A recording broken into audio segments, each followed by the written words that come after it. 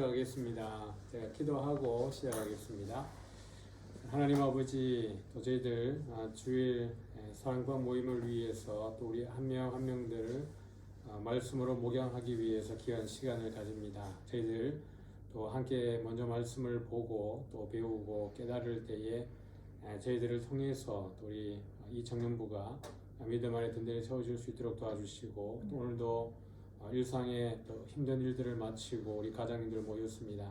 피곤치 않게 하시고 또 은혜로 인하여서 또 샘을 얻는 귀한 시간과 또 금요 기대를 통해서 은혜 풍성히 누릴 수 있도록 우리 모두에게 은혜를 베풀어 주시고 또 여러 일들로 인하여서 현장에 나오지 못한 우리 가장들 가운데에도 동일하게 이 영상을 통해서 은혜 받을 수 있도록 인도하여 주옵소서. 예수님 이름으로 기도드리옵나이다. 아멘. 네, 이제 이번 주부터는 오는 주부터는 이제 우리가 오후 예배를 드리기 때문에 GBS를 미리 선제적으로 공부를 하고 주일날 예배 마치고 나서 이제 사랑방 나눔을 하는 걸로 그렇게 진행을 합니다.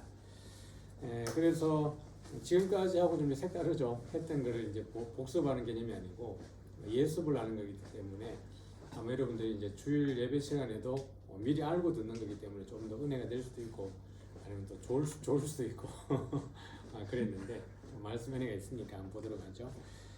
먼저 우리 교환을 먼저 보고 좀 이제 접근을 하면 좀 좋을 텐데 교환에서 좀 집중하는 거는 사실 이제 사랑방 나눔지에서 집중하는 거는 이제 큐티의 어떤 형식을 조금 이제 이해하면서 또 사랑방에 접근하면 좋겠다는 마음이 있어서 본문 읽기 같은 경우에는 이제 우리가 항상 성경 어떤 부분을 보더라도 낯설게 읽기 이제 이 큐티의 가장 기본이기도 합니다.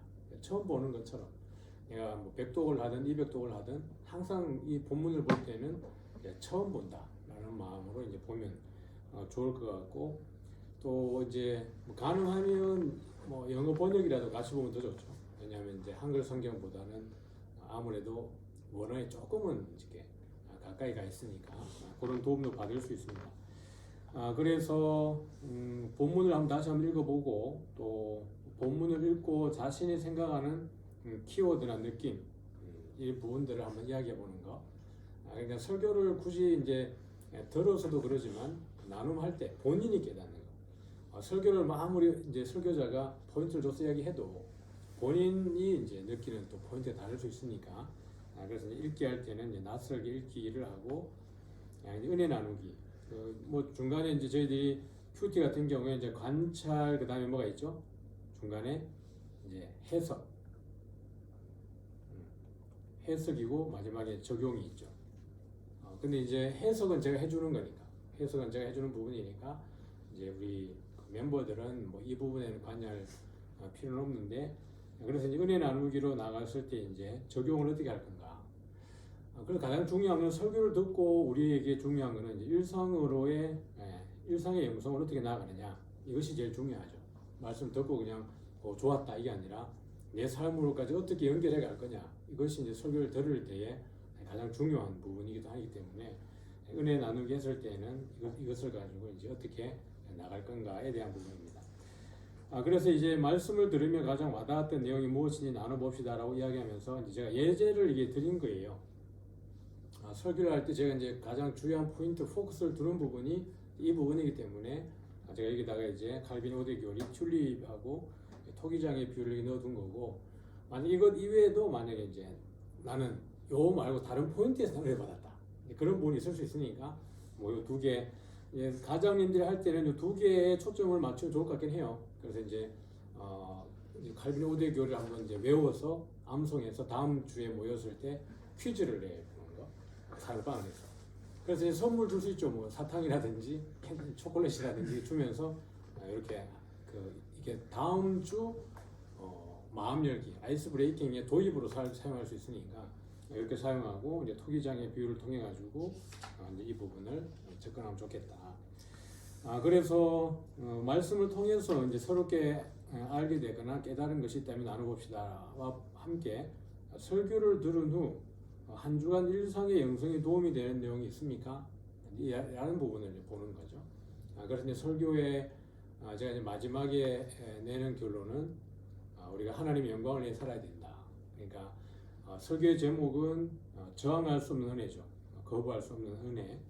이건 이제 칼빈의 5대 교리에서 중요한 한 부분을 이제 제목으로 제가 가져온 부분입니다. 동일하게 하기보다는 조금 이제 바꿔왔지만 사실 이제 본질적으로 내용이 같은 내용이죠. 그래서 거부할 수 없는 은혜라는 제목으로 이제 말씀을 나누는데 본문 구절은 이제 로마서 8장 29절부터 30절까지인데요. 같이 한번 읽어보겠습니다. 같이 읽을게요. 하나님이 미리 아신 자들을 또한 그 아들의 형상을 본받게 하기 위하여 미리 정하셨으니 이는 그로 많은 형제 중에서 맏아들이 되게 하려 하십니다. 또 미리 정하신 그들을 또한 부르시고 부르신 그들을 또한 의롭다 하시고 의롭다 하신 그들을 또한 영화롭게 하셨느니라. 아멘. 지금 이제 왔네. 지금 제가 이제 설교하는 시리즈는 교리적인 영역입니다. 우리가 이제 신앙생활 하면서 가장 이제 기초적인 부분들에 대해서 모른다라고 생각하고 제로 베이스를 만들어 두고 지금은 다시 이제 하나하나씩 이제 여러분에게 가르치면서 이것을 이해하는 것이 얼마나 사실 중요한가 이 부분들을 여러분들 이제 제가 설교하면서 좀 같이 나눠보려고 합니다. 그래서 잘 알고 있는 것처럼 칼빈의 5대 교리 그러면 이제 여러분 잘 알고 있는 이제 튤립으로 많이 알고 있습니다. 튤립이라고 하는 이제 칼빈의 5대 교리의 이니셜만 따가지고 제 첫 글자들의 이니셜을 따서 이제 튤립으로 이제 암송을 하죠. 그런 이제 첫 번째가 보면 전적 부패입니다. 내가 이게 사실 이게 틀리 아니면 발음 더 잘할 수 있는데 틀리 때문에 발음이 시원찮기 때문에 뭐 잘 하지 않겠지만 total depravity라고 되어 있습니다. depravity 뭐 이렇게 있는데 전적인 부패다. 두 번째는 뭐죠? 무조건적인 선택, unconditional election입니다. 어떤 조건 때문에 우리를 선택한 게 아니라는 얘기죠. 하나님의 어떤 일방적인 은혜 이 부분이고 제한 속죄라고 하는 것은 이제 영어를 보면 limited atonement라고 되어 있는데 어떤 제한이 있다는 거죠. 이 제한이 뭐냐 그러면 만인 구원이 아니라는 거예요. 그냥 하나님께서 하나님 형상으로 지원받았기 때문에 모든 사람들은 다 구원받는다 라고 하는 것이 아니라는 거죠. 그러니까 이제 우리가 교리를 배웠다는 건 상당히 중요한 거예요. 그러면 만인 구원이 되지 않는 이유는 이미 아담과 하와가 선악과를 따먹고 죄를 지었기 때문에 그 죄가 들어온 이상은 우리가 어떤 상태라고 그랬죠? 유기된 상황이라고 그랬죠. 그 유기된 상황 가운데에서 하나님이 우리를 선택해 주는 거기 때문에 만인 구원이 아니라 어떻게 보면 그 제한적인 구원입니다. 근데 그 제한적인 구원이라고 하는 것도 그냥 제한이 아니라 예수 그리스도의 은혜 안에 있는 자들만의 구원이기 때문에 limited atonement예요. 예수님의 십자가의 보혈의 은혜에 있는 사람들만 구원받는 거예요. 그리고 하나님의 선택된 사람들만 구원받는다는 의미에서 제한 속죄라는 이야기를 하는 겁니다. 그런데 세 번째는 이제 불가항력적 은혜죠. 오늘 사실은 본문의 제목과도 같은 부분입니다. 불가항력. 이게 저항할 수 없는 거죠. 이게. 내가 저항하고 싶지만 저항되지 않는 은혜. 이건 우리로 보면 그냥 은혜입니다. 내가 막 구원받기 싫어요라고 해가지고 구원 안 받아지는 게 아니라 극단적으로 이야기했을 때, 물론 우리가 지난번에 말한 것처럼 하나님의 절대 주권의 영역을 우리가 넘어서 보면 그걸 장담할 수 없지만, 그럼에도 불구하고 극단적으로 이 메시지의 의미는 뭐냐 그러면 그 은혜를 우리가 저항할 수 없다.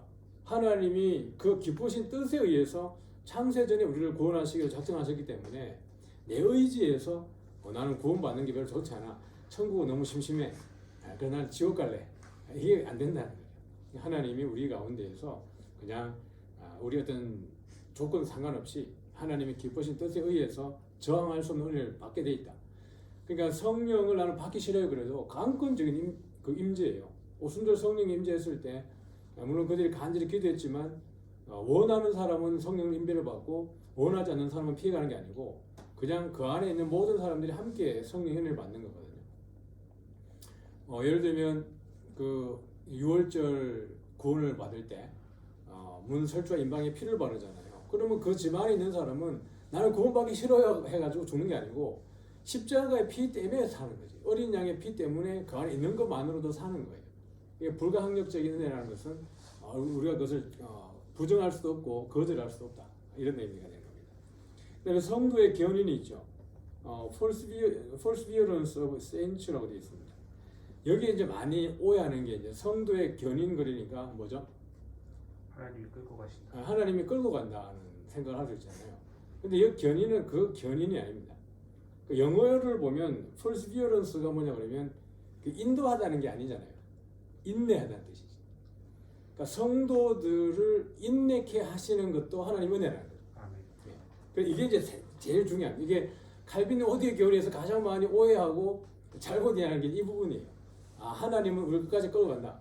물론 맞죠. 이게 이제 틀린 건 아닌데 칼빈이 말했던 것에 이 견인은 그 의미가 아니라는 거예요. 성도들을 인내케 하는 거. 그래서 이제 여기 보면 계시록에 보면 14장에 우리가 좀 읽어볼까요? 성도들의 인내가 여기 있나니 그들은 하나님의 계명과 예수에 대한 믿음을 지키는 자니라. 그래서 계시록에 여러분 이제 보면 순교자들이 나오잖아요. 그러니까 충성되다, 그 다음에 증인이다, 순교자다라는 것은 전부 다 환난, 고난에 있는 사람들입니다. 근데 그 고난을 받는 사람들이 결국에는 끝까지 견디잖아요. 근데 그 견디게 하시는 것이 하나님 은혜다. 성령께서 함께 하셔서 마지막까지 죽기까지 충성하라 그러잖아. 그거는 야, 네가 아무리 힘들어도 견뎌야 돼 라는 걸 넘어서서 진짜 죽어도 배회하지 말라는 뜻이에요. 진짜 죽는 거거든요.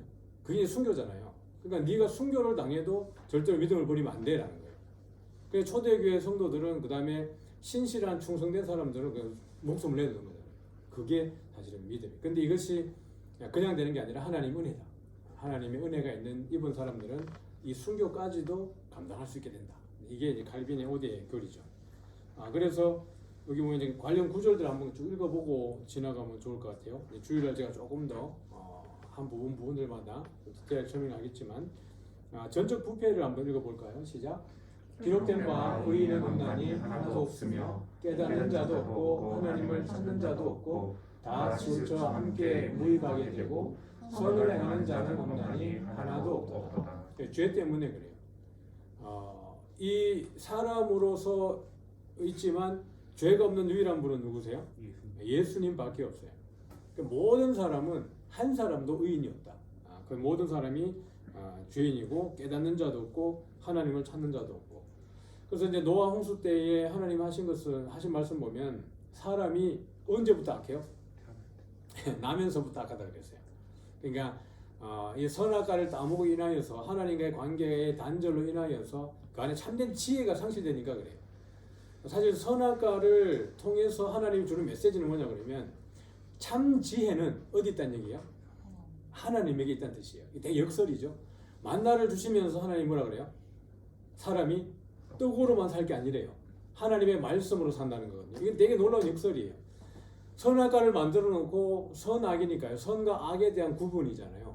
선악을 참으로 구분하는 것은 이 선악과 나무가 아니고 뭐다? 하나님입니다. 그래서 우리가 이제 시가서를 보면 거기 보면 시가서에서 지혜서라고도 하죠. 그래서 가장 중요한 핵심 워딩이 뭐냐면 여호와를 경외하는 것이 지혜의 근본이다. 잠언, 전도서, 아가, 시편, 그 다음에 뭐가 있죠? 욥기 있죠.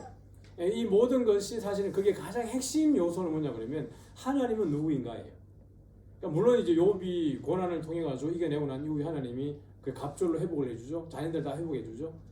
그리고 실제로 그 욥의 인내에 대한 이야기를 신약에서 풀어줘요. 욥의 인내를 인하여서 하나님이 복을 주신 걸 얘기를 하거든요.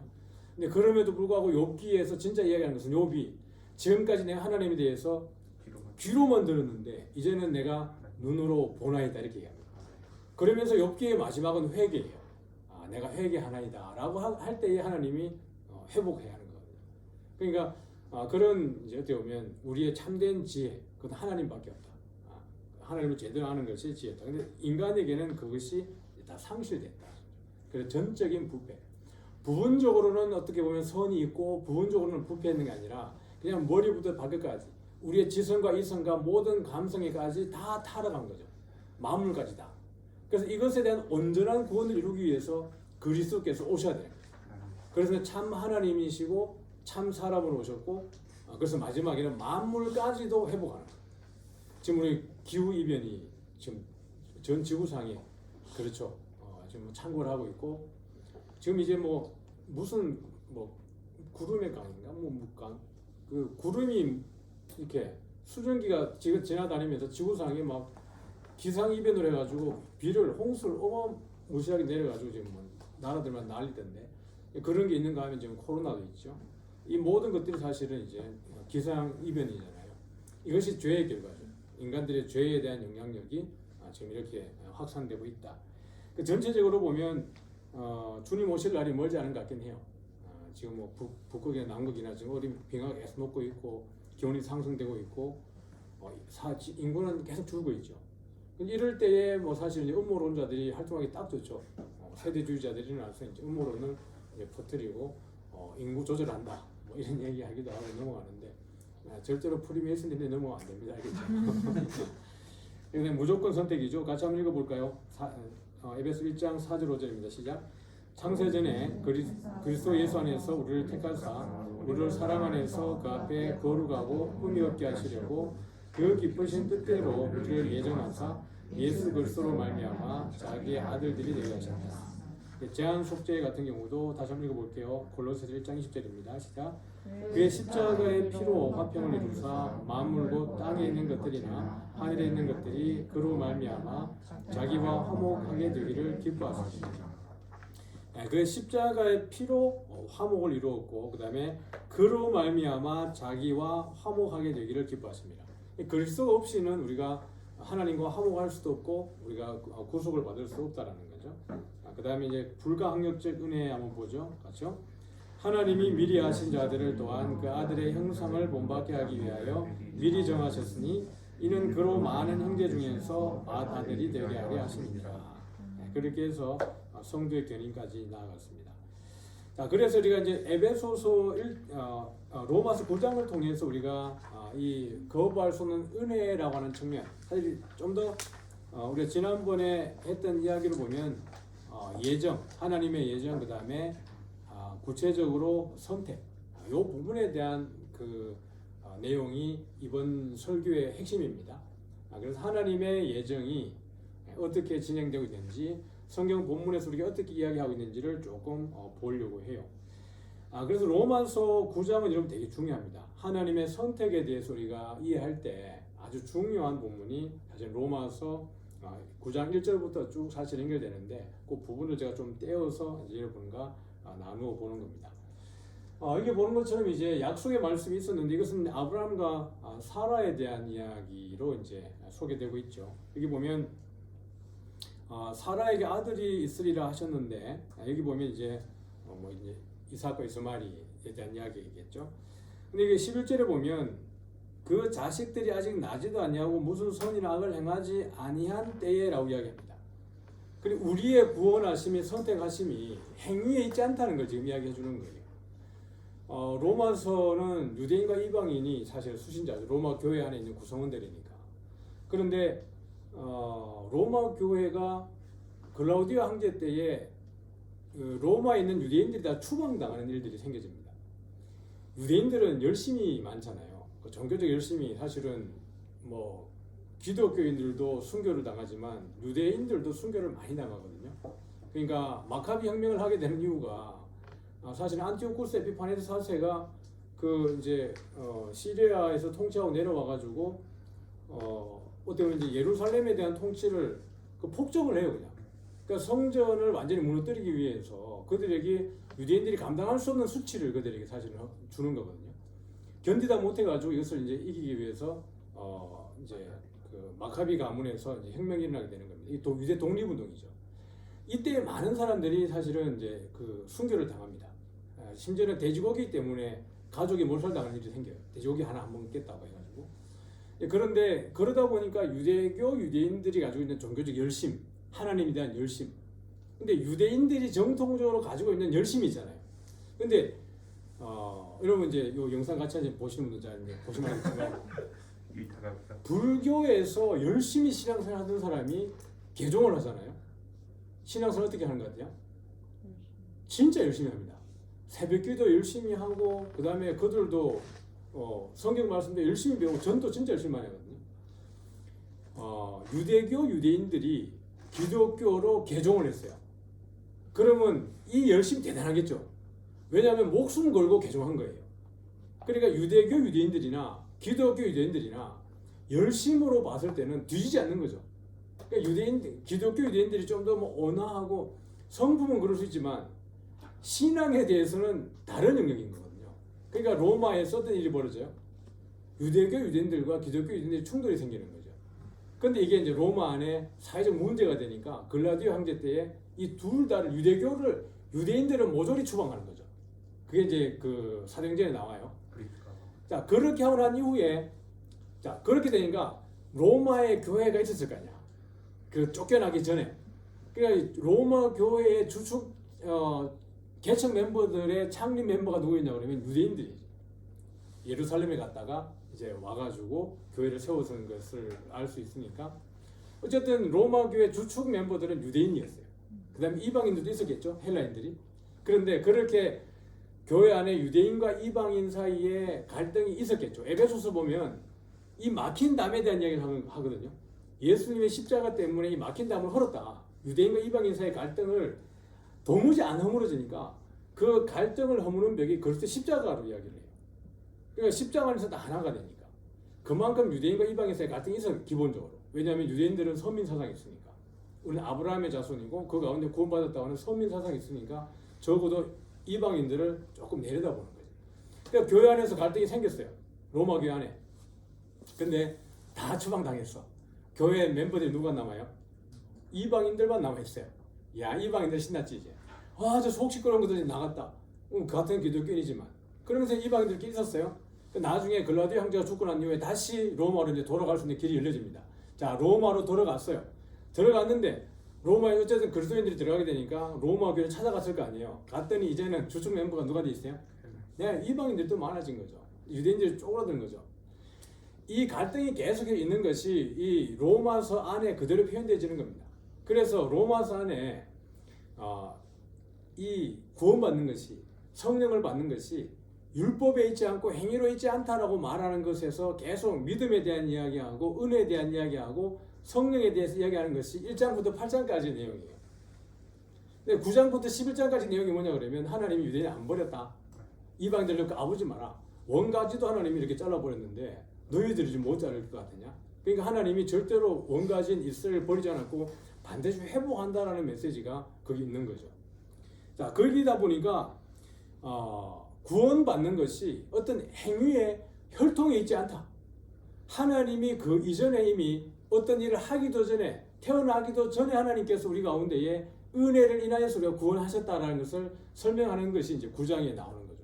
여기 보니까 11절은 뭐죠? 자식들이 아직 나지도 아니하고 무슨 선이나 악을 행하지도 아니한 때에 어떻게 됐어요? 택하심을 따라 되는 하나님의 뜻이 그래요. 택하심을 받은 거예요. 아무것도 행하지 않았을 때에. 그 다음에 뭐죠? 여기 초록색 한번 읽어볼까요? 시작. 행위로 말미암지 않고 오직 부르신 이로 말미암아 서게 하리 하사라고 해 있습니다. 자, 그러면서 우리가 이제 보면 야곱과 에스에 대한 얘기 나오지만 14절에 가보니까 같이 앞에 한번 보고 읽어볼까요? 그 여러분 가지고 있군요. 같이 한번 14절 읽어볼게요. 시작. 그런즉 우리가 무슨 말을 하리요? 하나님께 불의가 있느냐? 그럴 수 없느냐? 자, 왜 하나님께는 불의가 없죠? 지난 설교 때 얘기했다. 하나님은 우리한테 아무런 못도 지지 않았다. 예, 아무런 빚도 지지 않았다. 오히려 잘 배우고 있네요. 하나님이 우리에게 빚을 진 게 있다 그러면 불의가 있을 수 있는데 하나님은 애초에 빚을 진 게 없어요. 하나님에게는 죄가 없기 때문에 그래요. 그래서 이렇게 했다 그래서 우리가 하나님이 왜 에서는 미워하고 야곱은 사랑합니까? 라고 말할 수 없는 것은 이미 에서든 야곱이든 뭐죠? 유기된 상황이에요. 그래서 하나님이 야곱을 더 사랑한다 그래서 하나님께 불의가 있을 수 있느냐? 없다는 거예요. 그냥 그것을 구원하시는 것은 하나님의 뜻이다. 이것을 볼 수 있죠. 그래서 15절 보면 같이 한번 읽어보겠습니다. 15절 시작. 모세에게 이르시되 긍휼히 여길 자를 긍휼히 여기고 불쌍히 여길 자를 불쌍히 여기리라 하셨으니 16절. 그런즉 원하는 자로 말미암음도 아니요 다른 박질하는 자로 말미암음도 아니요 오직 긍휼히 여기시는 하나님으로 말미암음이니라. 이게 우리의 예정, 구원, 선택에 대해서 가장 중요한 키워드입니다. 이게 보니까 원한다고 구원받는 게 아니라 그랬죠. 어느 때는 하나님을 본 사람이 있어요, 없어요? 없다 그랬어요. 하나님을 보고 싶은 사람은 많아요. 왜냐하면 다 하나님의 형상을 기본적으로 가지고 있기 때문에 그렇죠. 그 속성 자체를. 그러다 보니까 분명히 하나님을 보고 싶은데 아무나 볼 수 있는 게 아닌 것은 그 죄가 하나님 우리 사이를 갈랐기 때문에 그래요. 근데 이것을 다시 볼 수 있는 것은 누가 보는 거죠? 하나님이 구원하시기로 작정하고 그에게 자신을 보여주고 믿음을 선물로 준 자들에게만 이것이 보여지는 거죠. 그래서 여기 보니까 원하는 자로 말미암음도 아니고 다른 박진하는 자로 말미암음도 아니다. 그러니까 열심히 뭔가 공로를 쌓는다고 되는 게 아니라는 거죠. 그냥 하나님의 은혜다. 그러니까 이제 이거 하다 보면 결국에는 이 은혜 받은 사람들이 이 열심히 살아갈 수밖에 없는 거죠. 이것이 하나님의 경영 속에 있는 거니까요. 그걸 쭉 한번 넘어가 보면 이제 토기장이로 한번 가보도록 하죠. 그래서 20절에 보니까요. 같이 한번 읽어볼까요? 빨간 글자입니다. 시작. 이 사람아 내가 누구에게 감히 하나님께 반문하느냐. 지음을 받은 물건이 지은 자에게 어찌 나를 이같이 만들었느냐 말하겠느냐. 그러면서 21절에 보니까 누가요? 토기장이가 무엇으로?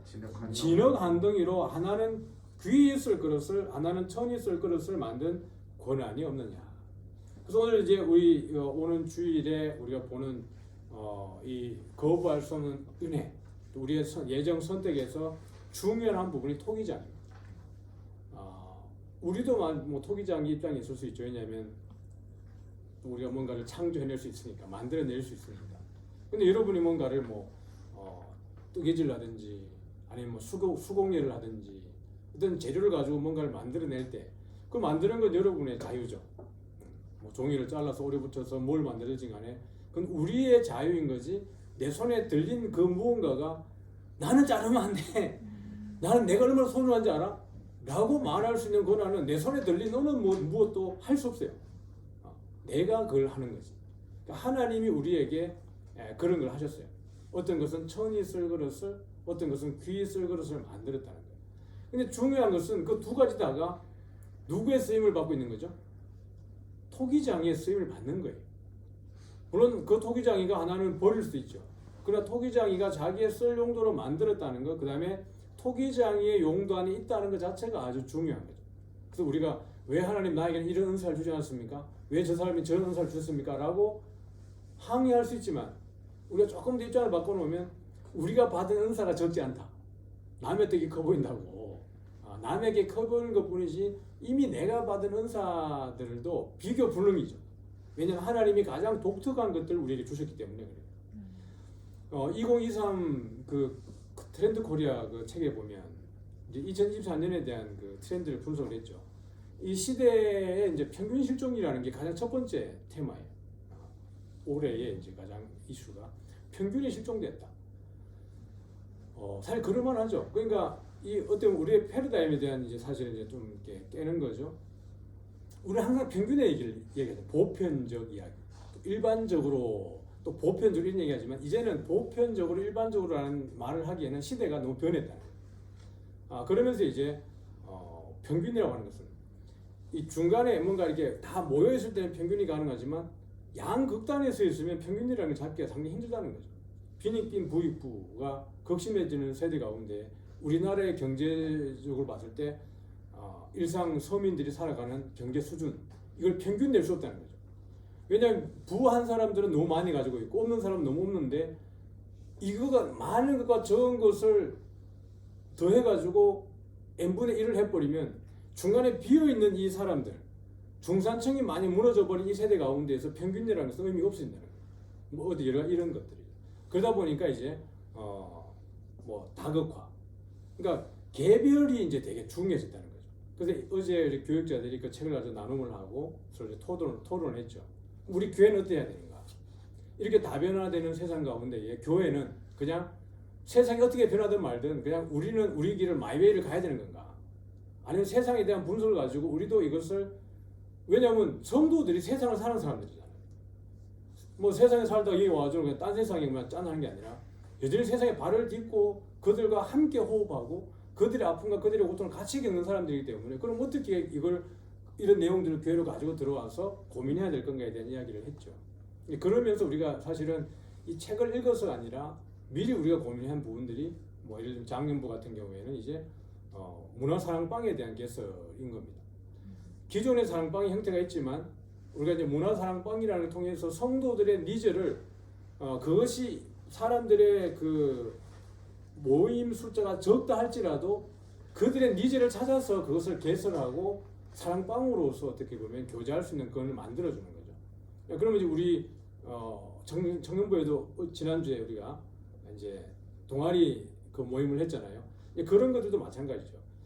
기존의 사랑방이 충분히 뭔가를 신앙적인 이렇게 도움을 줄 수 있지만 또 다른 형태 안에서 교제권을 만들어주고 우리 니즈를 찾아가는 것, 뭐 이런 형태들인 거죠. 그러니까 어쨌든 이 시대는 변화되고 있고 우리 교회도 그런 거에 발 맞춰가야 된다. 근데 이제 어떻게 보면 이제 다시 토기전에 돌아보면 그것을 만들어내는 분은 하나님이라는 거죠. 그 가운데 우리는 하나님이 가장 좋은 은사들을 우리에게 주셔서 또 우리를 하여금 이제 쓰게 하고 있고 또 가장님들에게는 이런 사실은 말씀과 가장 친밀하게 대할 수 있는 이 은혜도 주셨고 또 여러분들에게 섬기는 은사들을 주셔서 섬기게 하셨기 때문에 이건 사실 비교의 문제는 아니라는 거죠. 그런 측면에서 우리가 이제 봐야 되는 거는 토기장의 비유 입장에서 우리를 봐야 되는 거죠. 우리의 어떤 의지, 우리의 열심으로 구원받은 게 아니구나.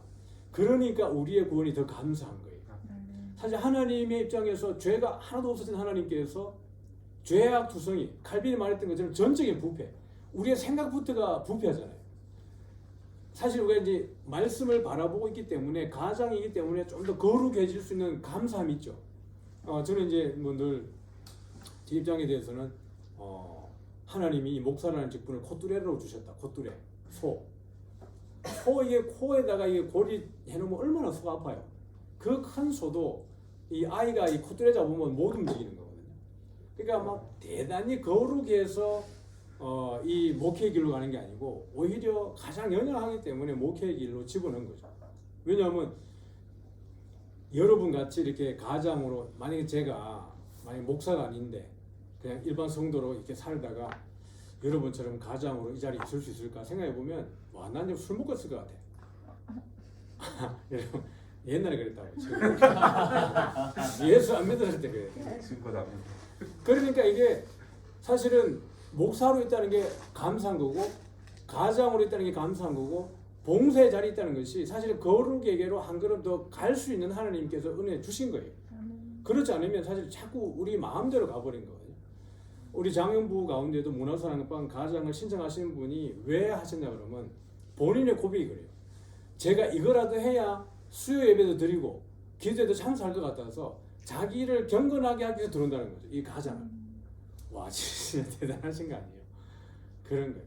오늘 우리가 보면 토기장이의 비유에서 우리를 보면 우리는 너무 감사하다.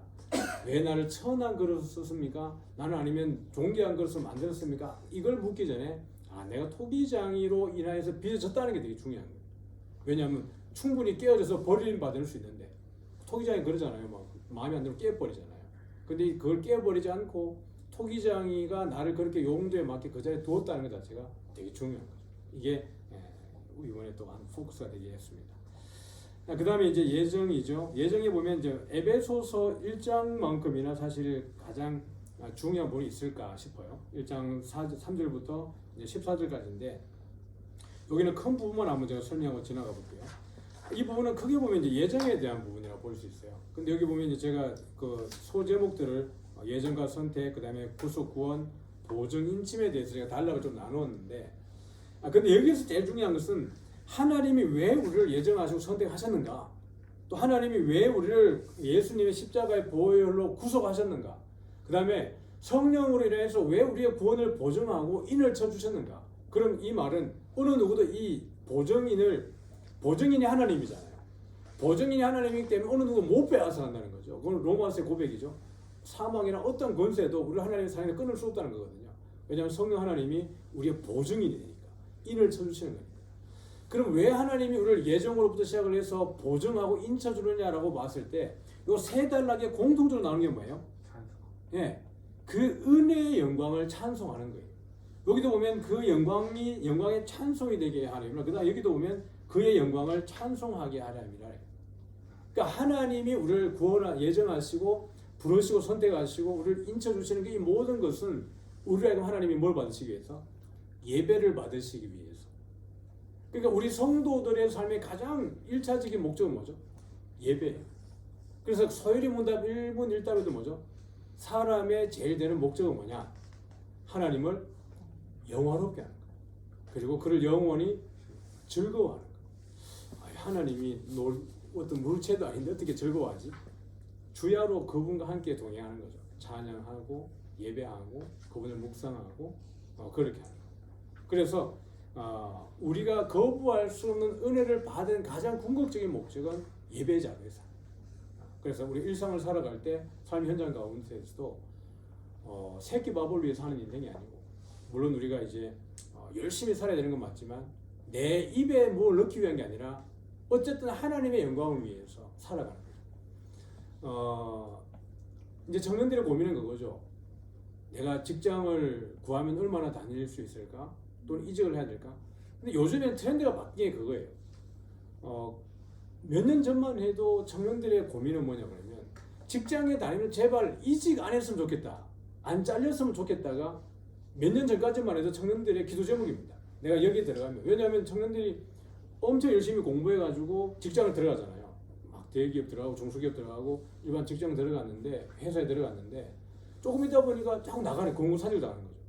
그러다 보니까 고민이 입사해가지고 좀 오래 다니고 그러니까 정년까지 갔으면 좋겠다, 이게 이제 기도 제목 소원이었잖아요. 근데 지금은 아니라는 거죠. 지금은 청년들이 의도적인 이직을 한다는 거죠. 의도적인 이직. 왜냐하면 자기 몸값을 불리기 위해서. 자기가 이제 여러 스펙을 쌓고 다니다가 마음에 안 들면 뭐 여기밖에 없나? 또 다른 데 들어가는 거죠. 그러면서 이거 자체를 오히려 자기의 어떤 커리어를 쌓아가는 과정으로 이제 하기 때문에 지금은 이제 이미 시대 트렌드가 또 바뀌고 있는 거죠. 그러니까 지금은 막 이직하면 또 이게 공고사직 당하면 어떡하지 이게 아니라 좀 더 당당할 필요가 있다는 거죠. 젊은 날에 좀 더 당당하다. 그래서 이제 뭐 몇 년 전에 나온 책이지만 거기에서 이제 우리가 가장 조심하고 경계해야 될 게 뭐냐 그러면 젊은이들 가운데 가장 조심해야 되는 것이 젊을 때의 성공입니다. 40대의 성공을 경험하는 것이 가장 무서운 적이라고 그랬어요. 왜냐하면 40대 성공을 맛봐버리잖아. 더 이상 그가 추구해야 될 목표가 사라진 거지. 그러니까 이 성공을 가지고 잘 노후까지 가면 좋은데 그게 아니라 대부분 40대에 성공한 사람들의 노후가 좋지 않더라는 거예요. 그러니까 가장 좋은 인생은 노후가 좋은 인생이에요.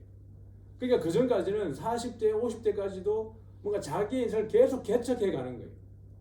그래서 은퇴하게 되었을 때 그 은퇴하는 입장에서 보면 자기가 뭔가 이게 커리어를 쌓았구나, 자기 뭔가 쌓았구나, 이 인생이 가장 멋진 인생인 것인데, 어떻게 보면 지금 우리의 삶의 목표는 내가 40세가 되었을 때 뭐 집 한 채를 사고, 내가 뭐 다른 애들과 비교해 봤을 때 내가 뭔가 내 목표 꿈을 이루고, 여기에 너무 집착하지 말라는 거죠. 젊었을 때는 실패해보고 그 다음에 또 좌절해보고 또 다른 걸 경험해보고 도전해보고, 이것이 우리에게는 재산이에요. 왜냐하면 지금 40대 성공을 했잖아요. 성공을 했다가 무너지게 되면 못 일어나요. 여러분 경험해본 게 없거든요. 근데 만약에 우리가 20대 30대 때 막 계속 좌절해보고 실패해보고 오만 데 다녀보잖아요. 우리 정사님처럼. 맞습니다. 인생이 두렵지 않은 거거든요. 왜냐하면 내 무엇도 할 수 있다라고 하는 이 강한 의지가 또는 이 믿음이 우리 안에 있기 때문에 세상이 두렵잖아요. 저도 마찬가지예요. 그러니까 우리 청년 세대에 우리가 이제 사랑방 나눔할 때도 보면 기도 제목이 늘 그런 거잖아요. 진로에 대한 고민, 또 결혼에 대한 부분, 또 이직에 대한 부분, 직장의 안정적인 이런 뭐 여러 가지들 있잖아요. 이거에 대해서 우리가 선제적으로 한번 우리의 패러다임을 깨야 돼요. 두려워할 게 아니구나.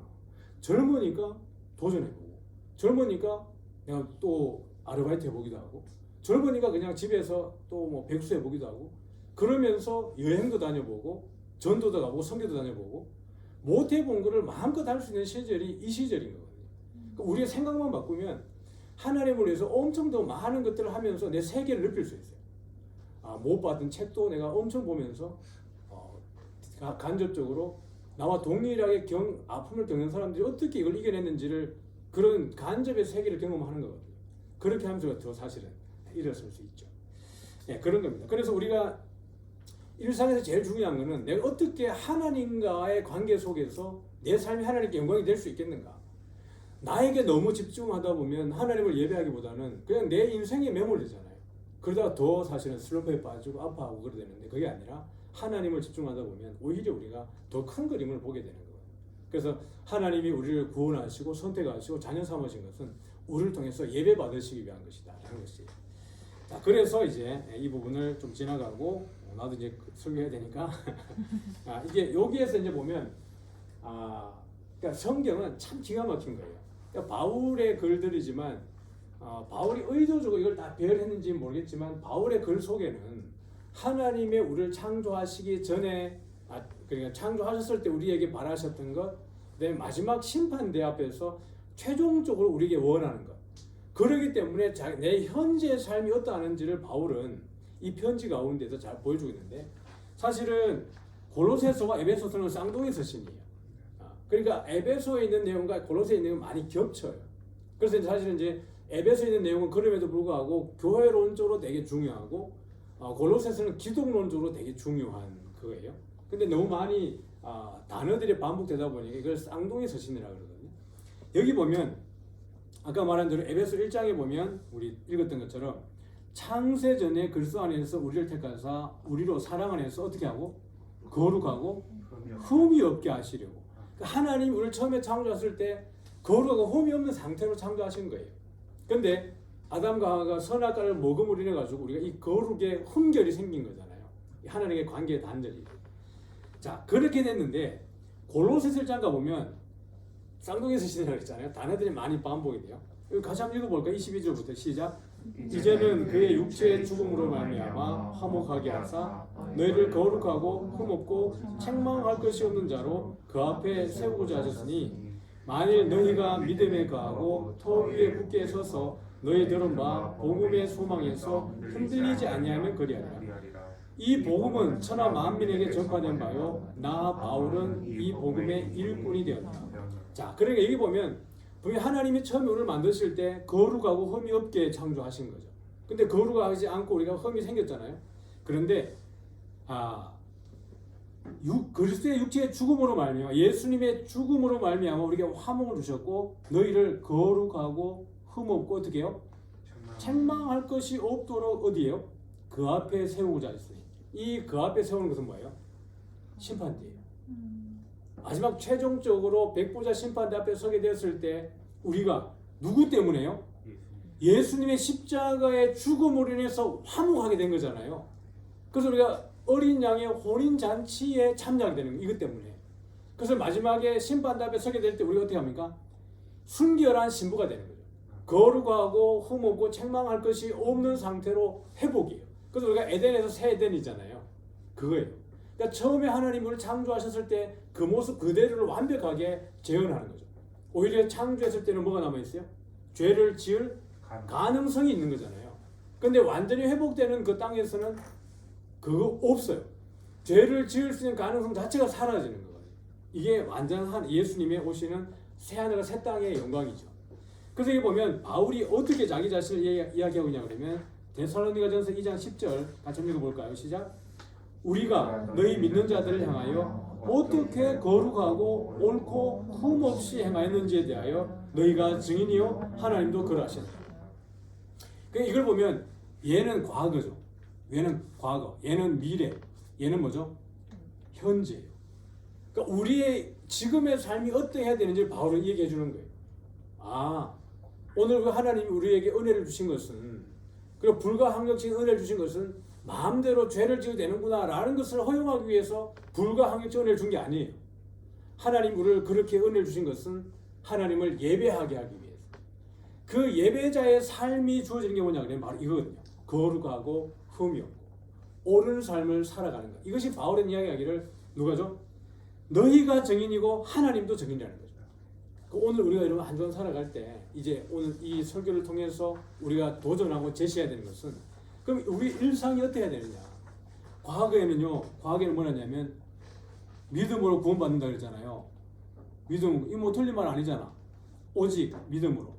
요 오직 믿음으로가 얼마나 강조가 많이 됐어요. 그러다 보니까 뭐 행위로 구원받는 게 아니다는 이야기가 강단에서 그냥 매주 그냥 이 뭐죠? 약방의 감초처럼 매주 쏟아지는 거죠. 성도들이 듣기 얼마나 좋아요. 왜? 믿음으로 구원받고 뭐가 아니라 그러니까? 행위가 아니라 그러니까. 굳이 not A but B를 얘기하니까. 믿음으로는 구원받는데 행위가 아니라고 말하니까 그럼 행위는 중요하지 않네. 그러니까 우리가 마음대로 살아버린 거잖아.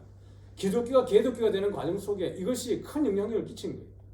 근데 그렇지 않다는 거죠. 믿음으로 구원받고 행위도 동일하게 믿음에 연결되어 있다는 거예요. 그래서 우리가 우리의 삶이 더 거룩하고 흠없고 옳게 행하는 것이 중요하다. 그래서 여기 보면 같이 한번 읽어볼까요? 시작. 그런즉 너희가 먹든지 마시든지 무엇을 하든지 다 하나님의 영광을 위하여 하라. 이것이 이제 이번 주에 할 그 설교의 내용입니다. 그래서 다시 이제 우리가 이 교환으로 와보면 은혜 나누기에서 이 설교를 들은 후 한 주간 일상의 영성에 도움이 되는 내용을 발견했나요? 라고 이야기할 때 우리가 제안해 줘야 되는 것은 뭐냐 그러면 우리는 어떻게 거부할 수 없는 이 은혜 받은 이유가 뭐냐? 이것은 하나님을 예배하고 영광을 돌리기 위함인데 우리 일상을 어떻게 살아가야 되느냐? 한 주간 우리가 좀 더 거룩할 수 있는 내용이 뭘까요? 나누어 봅시다. 이게 이제 필요하죠. 우리 뭐 이제 가원들 한 명 한 명들이 있을 거니까 그들이 내놓은 아마 해답들이 있을 겁니다. 나는 이번 주에는 요거 좀 더 절제하고 이걸 좀 더 했으면 좋겠다. 나는 예를 들면 금요기도에 좀 나오겠다. 아니면 수요일에 나오겠다. 새벽기도 나오겠다. 아니면 우리 생명의 말씀 큐티를 우리 한번 해보자. 아니면 이번에 성경을 몇 번 더 읽겠다. 아니면 내가 교회 기도 예배 시간 때 못 나오지만 내 기도 시간을 늘리겠다라든지 이제 이런 적용점 일상의 어떤 삶에서 실천적인 내용을 자꾸 이제 도입을 함으로 인하여서 그 다음 주 마음 열기 할 때 지난주 어떻게 살았죠? 우리 한번 지난주에 결단했던 거 한번 나눠볼까요? 라고 이야기해서 우리가 좀 더 거룩해지는 그런 시간들을 나아갔으면 좋겠다 라는 것입니다. 네, 재밌죠? 네. 재밌죠? 예. 네, 오늘 못 왔지만 여러분을 위한 영상 서비스를 있으니까 참고하시기 바랍니다. 혹시 질문이 있을까요? 너무 잘 얘기해가지고 질문이 없는 것 같아요. 오늘도 금요기도에 은혜도 많이 받고 기도 많이 해요. 지난주에 저기 그 참참참 그다음에 반드시 내가 널 축복하리라 전사님들이 처음 듣는 찬이 선생님이 들었나 그 처음 들어봤죠. 와 거기 그 찬양이 너무 좋아가지고 그냥 혹 빠졌더라고. 이제 뭐 기도야 찬양한다고 이제 그런 찬양 좀 하기도 하는데 어쨌든 기도 열심히 하다 보면 하나의 은혜가 있어요. 저도 이제 그런 사실은 이게 영적 체험이 많아서 사실 기도를 청년들이 더 많이 했으면 좋겠어요. 왜냐하면 설교는 우리가 말씀을 통해서 이성적이고 지적인 접근으로 하나님 은혜를 누리는 또 과정이잖아요. 또 영적인 은혜가 있지만 기도는 사실은 그 신비한 영역으로 내가 들어가는 거거든. 하나님이 문을 열어주셨기 때문에 그래서 여러분들이 기도할 때 더 많이 또 데리고 와서 기도하고 우리 그 성도들이 도전받는 거는 여러분들이 간식을 이렇게 대접한 것도 있지만 여러분들이 기도의 자리에 나오는 것에 감동받는 거예요. 왜냐면 전에 보지 못했던 장면들이니까 청년들이 와 지금 달라지고 있다 이런 거에 대해서 장로님들 또 안수집사님들 또 권사님들이 뭔가 되게 섬겨주고 싶어 하세요. 그러니까 너무 고맙죠. 그 기도회 때도 은혜 많이 받으시기를 축복합니다. 네. 시작할 때 제가 기도했으니까 마칠 때는 누가 할까요? 세움이 할까? 네, 네. 기도합시다. 하는 거예요? 하는 거지. 하나님 아버지, 오늘도 이렇게 모임을 하면서 당신의 은혜를 누릴 수 있도록 하여 주셔서 감사합니다. 하나님 정말 저희가 유기된 자였지만은 예수님을 통해서 구원을 받고 정말 이렇게 조건 없는 사랑과 그리고 한없는 은혜를 받을 수 있게 하여 주셔서 오늘도 이 시간에 감사드립니다. 하나님 이 시간이 끝나고 난 다음에 저희가 금요 기도에 참석하게 되는데 말씀 들은 이 은혜를 가지고 저희가 정말 하나님께 잘 기도하고 하나님께 사랑을 잘 고백할 수 있도록 하나님 아버지 저희에게 마음과 그리고 깨달음을 주시옵소서. 아멘. 그리고 오늘 말씀을 나눠주신 목사님께서 금요 기도회 또한 성도들에게 잘 은혜 나눌 수 있고 사랑을 나눌 수 있길 주님께서 힘 주시옵소서. 아멘. 저희가 이번 주에 말씀을 나누며 정말 목원들과 정말 잘 나누고 또 은혜를 누리고 정말 일상 속에서 이런 말씀들을 잘 적용할 수 있도록 하나님께서 지혜와 힘을 주시옵소서. 아멘. 오늘 하루도 감사하고 또 앞으로도 저희가 더 잘 나눌 수 있도록 주님 저희와 함께 하시길 기도드리옵니다. 아멘. 살아계신 예수님의 이름으로 기도드립니다. 아멘. 감사합니다. 미리 하니까 좋죠? 네. 설교 때 2배